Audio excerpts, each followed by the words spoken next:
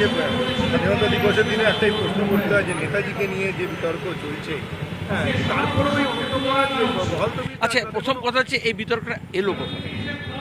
আমরা এটুকু জানতাম তো, আমাদের অনেক রাজনৈতিক, সামাজিক, এমনকি ধর্মীয় নানান বিষয়ে এদেশে বিতর্ক আছে। ফাসিস্ট এটাই নিয়ম হয়, কারণ যে কোনো পৃথিবীর যে কোনো ফাসিস্ট শক্তি মনে করে যে তার জন্মের আর ক্ষমতা আহরণের সঙ্গে সঙ্গে জন্ম হয়েছে দেশের, ধর্মের, রাষ্ট্রের, রাজনীতির, এবং তারা শেষ হলে সব শেষ হয়ে যাবে। মুসলিনিও তাই মনে করতেন, যে কোনো স্বৈরতান্ত্রিক মানে হিটলারও তাই মনে করতেন। সুতরাং 190 বছরের যে স্বাধীনতা আন্দোলন আছে সেটাকে ওরা অস্বীকার করে। আমাদের আদিবাসী বিদ্রোহ, কৃষক বিদ্রোহ, সন্ন্যাসী বিদ্রোহ, তারপর হচ্ছে ফকির বিদ্রোহ, এই সব ওরা অস্বীকার করে। আমাদের অহিংস পথে হোক, সহিংস পথে হোক, যুগান্তর অনুশীলন সমিতির লড়াই হোক, কমিউনিস্টদের লড়াই হোক, শ্রমিক আন্দোলন, এগুলোকে অস্বীকার করে।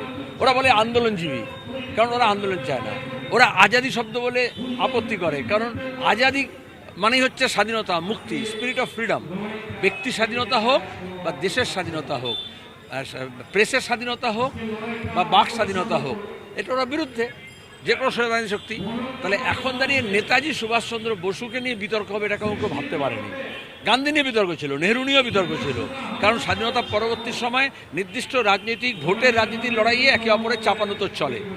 কিন্তু নেতাজি তো এখন কারোর ভোট কাটতে আসছেন না।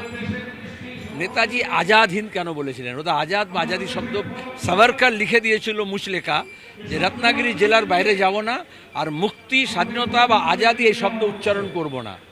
এটা ব্রিটিশকে লিখে দিয়েছিল। দ্বিতীয়ত, তিনি আজাদ হিন্দ ফৌজ বলেছিলেন।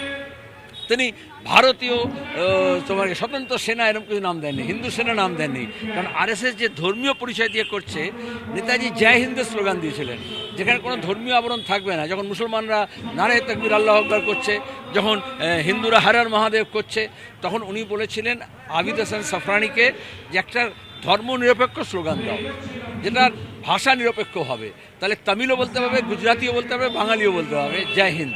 এতে ওদের আপত্তি আছে। দেখবে ওরা জয় শ্রীরাম বলতে পারে, কিন্তু জয় হিন্দ শব্দটা বলবে না। ইন্ডিয়া মার্কসিস্টকে কমিউনিস্ট পার্টি অফ ইন্ডিয়া মৌলবাদী বানিয়ে ওনার রাজনীতি তো গভীর রাতে হুমায়ুনের সঙ্গে রাজনীতি। কমিউনিস্ট পার্টিকে মোটামুটি তুলে দেওয়ার জন্য যিনি প্রতিজ্ঞাবদ্ধ হয়েছেন তার নাম মোহাম্মদ সেলিম। আর নেতাজি সম্পর্কে কমিউনিস্ট পার্টির কি বক্তব্য ছিল আর নতুন করে বলে সেগুলো ঘুরে ফেলার কোনো প্রয়োজন নেই। যারা কুইসলিং বলেছিলেন নেতাজিকে, তেজর বলেছিলেন, তারা আবার এখন নেতাজি নিয়ে কথা বলছে। আপনার কি মনে হচ্ছে এই সিচুয়েশনে দাঁড়িয়ে কোথাও একটা ইতিহাসকে আবার নতুন করে ভুলিয়ে দেওয়ার চেষ্টা শুরু হয়েছে? ইতিহাস বলতে আর পারবেন না, এখন প্রকৃত ইতিহাসই মানুষের সামনে উঠে আসবে। শ্যামাপ্রসাদের ইতিহাস মানতে হবে। শ্যামাপ্রসাদের নেতৃত্বে, শ্যামাপ্রসাদের আহ্বানে যে আন্দোলন শুরু হয়েছিল, সেখানে রতনলাল ব্রহ্মণ এবং জ্যোতি বসু পশ্চিমবঙ্গ সৃষ্টির পক্ষে ভোট দিয়েছিলেন। আর মোহাম্মদ সেলিমের যারা লোকজন ছিলেন, তারা পাকিস্তানের দাবি করেছিলেন।